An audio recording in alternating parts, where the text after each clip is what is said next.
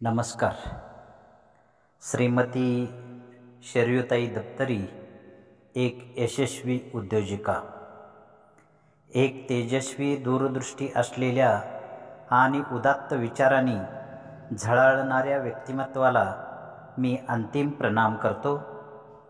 त्यांचं आयुष्य हे एका प्रेरणादायी ग्रंथासारखे होते. त्या म्हणायच्या, यश हे केवळ ध्येय नव्हे तर एका प्रवासाची दिशा असते आणि ही दिशा ठरवते आपल्या मूल्यांची, मेहनतीची व्याख्या. 1933 मध्ये मुंबईत जन्मलेल्या शरयूताईंनी एका संपन्न व्यापारी कुटुंबामध्ये जन्म घेतला. त्यांचे वडील लालचंद हिराचंद हे उद्योगपती होते, पण त्या फक्त व्यापारी घराण्याची कन्या म्हणून थांबल्या नाहीत. त्यांनी स्वतःची ओळख, आपलं स्वतंत्र स्थान निर्माण केले. लहानपणापासून त्यांच्यात असलेल्या नेतृत्व गुणांनी आणि जिद्दीने 1958 साली केवळ 25व्या वर्षी Bharat radiators limited auto parts company सुरू करण्यास प्रेरित केले. फक्त 2 लाख रुपये भांडवल आणि 5 कामगार इतक्या अल्प साधनसंपत्तीने सुरू केलेली ही कंपनी पुढे भारतातील आघाडीच्या उत्पादन कंपन्यांपैकी एक बनलेली होती. स्त्रिया उद्योगात मागे का राहाव्यात?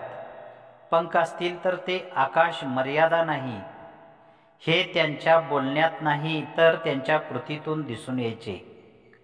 त्या ऑटोमोटिव्ह कॉम्पोनंट मॅन्युफॅक्चरर्स असोसिएशनच्या पहिल्या महिला अध्यक्ष झाल्या. इंडियन मर्चंट्स चेंबर या संस्थेच्या 2दा अध्यक्ष झाल्या आणि कार्यकारिणीमध्ये त्यांना स्थान मिळवणाऱ्या पहिल्या महिला ठरल्या. त्यांचे योगदान केवळ उद्योगापुरते मर्यादित नव्हते, त्या एक समाजप्रेमी नेत्या होत्या. दक्षिण भारत जैन सभेच्या अध्यक्ष म्हणून त्यांनी अनेक शैक्षणिक, सांस्कृतिक आणि धार्मिक उपक्रमांमध्ये आपलं नेतृत्व दिले. जैन बोधक या पत्रिकेच्या संपादिका म्हणून त्यांनी विचारशील आणि विवेकाधिष्ठित सामाजिक संवाद पुढे नेलेला आहे. भारत सरकारने त्यांचा गौरव 2004 मध्ये पद्मश्री पुरस्काराने केलेला आहे. त्यांना जैनरत्न या प्रतिष्ठेचा पुरस्कारही मिळालेला आहे. दक्षिण भारत जैन सभेच्या एकमेव माजी महिला अध्यक्षा श्रीमती शरयू दप्तरी यांचे 16 मे 2025 रोजी सायंकाळी 4:30 स्वर्गवास झाला.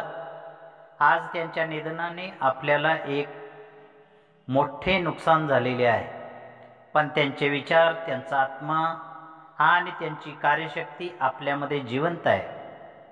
त्यांनी एकदा मुलाखतीमध्ये म्हटले होते, माझं आयुष्य हे माझ्या आईवडिलांच्या संस्काराचं आणि माझ्या पतीच्या पाठबळाचं फलित आहे. मी जे काही साध्य केलं ते समाजासाठी केलं. आज त्या पत्नी, आई, आजी, उद्योजिका, नेत्या अशा अनेक भूमिका निभावून आपल्या आठवणीत कायमचं अजरामर झाले आहेत. त्यांना विनम्र श्रद्धांजली अर्पण करताना आपण फक्त दुःख नको तर त्यांचं आयुष्य उजाळून पाहूया, शिकूया आणि त्यांच्या कार्याची मशाल पुढं चालूया. देह जाईल पण विचार राहतील, माणूस जाईल पण प्रेरणा जिवंत राहील. पुन्हा एकदा श्रीमती शरयूताईंना भावपूर्ण श्रद्धांजली अर्पण करतो. राजकुमार चौगुले, चिंचवाड, तालुका करवीर. धन्यवाद.